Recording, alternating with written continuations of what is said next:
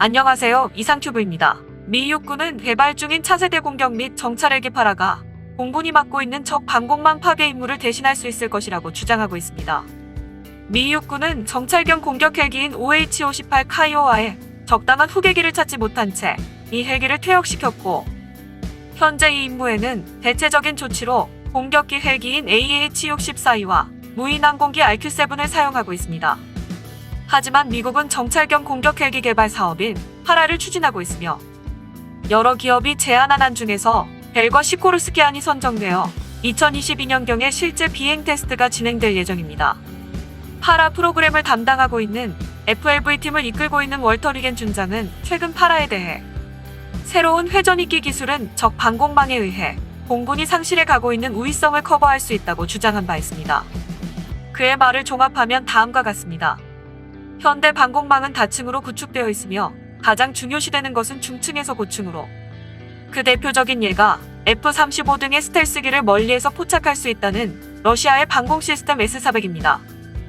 특히 S-400에 통합되어 있는 요격 미사일의 최대 사거리는 250km나 되며 앞으로 업그레이드되면 300km 이상 떨어진 목표도 요격할 수 있기 때문에 개전 직후 적 방공망 파괴를 담당하는 공군의 우위성은 상실될지도 모른다고 미국은 우려스럽게 바라보고 있습니다.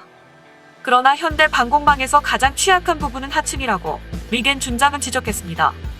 과거 미 공군은 소련에 대한 핵공격을 위해 고고도에서 고속으로 비행해 방공망을 돌파할 수 있는 B-1A 폭격기를 개발했습니다.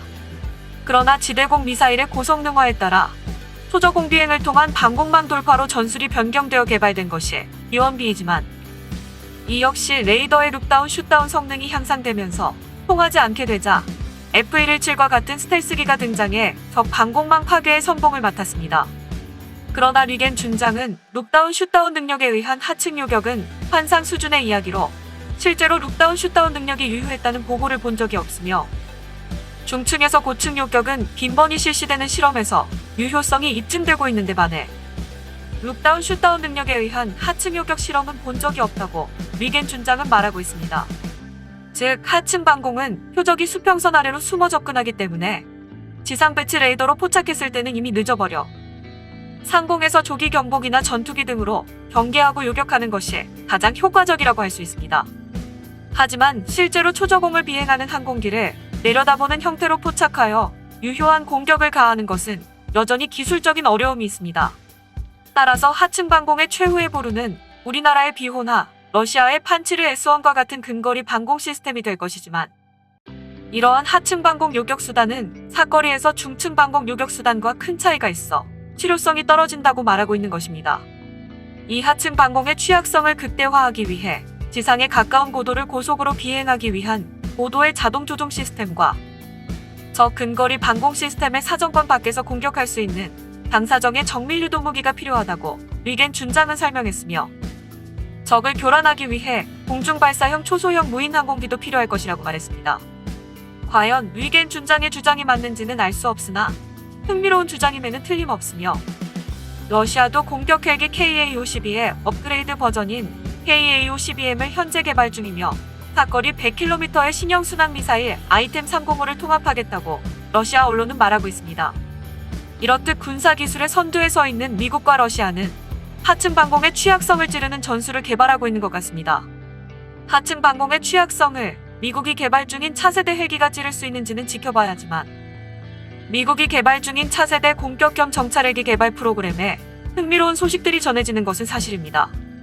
지난 9월 26일 디펜스 뉴스는 이탈리아가 미 육군의 차세대 헬기 프로그램에 투자를 검토하고 있다고 보도했습니다. 이유는 신형 코로나 바이러스로 피해를 본 회원국의 경제를 재건하기 위해 7,500억 유로를 투입하기로 결정했으며, 이탈리아는 보조금과 융자분을 합쳐 2,000억 유로를 지원받기로 했습니다.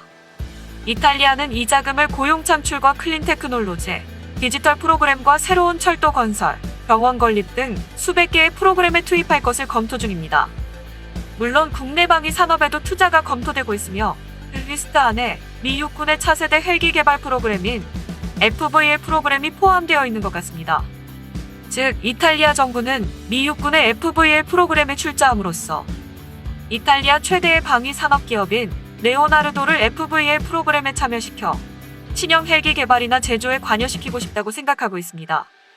이미 기술 실증기 V280과 파라 프로그램에서 실증기로 선택된 레이더X를 개발하고 있는 시코르스키와 레오나르도는 FV의 프로그램을 통해서 얻을 수 있는 틸트로터나 이중 반전식 로터를 사용한 민간 헬기 개발이나 FV의 프로그램에서 개발된 기체의 유럽 수출이나 현지 지원에 대한 협력을 기대하는 것 같습니다.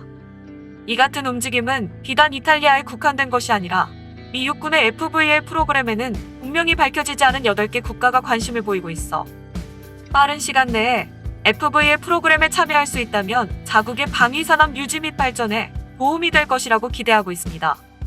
다만 만일 이탈리아가 EU의 부흥기금을 FV의 프로그램에 투입한다면 EU의 자금이 일시적으로 미 방위산업에 유출될 수도 있지만 FV의 프로그램에서 개발되는 새로운 헬기의 잠재적 수요는 AH-64 약 750대, UH-60 약 1600대, CH-47 약 450대로 동맹국 수출 수요까지 고려하면 EU의 자금은 충분히 회수할 수 있다고 이탈리아는 계산하고 있는 것입니다.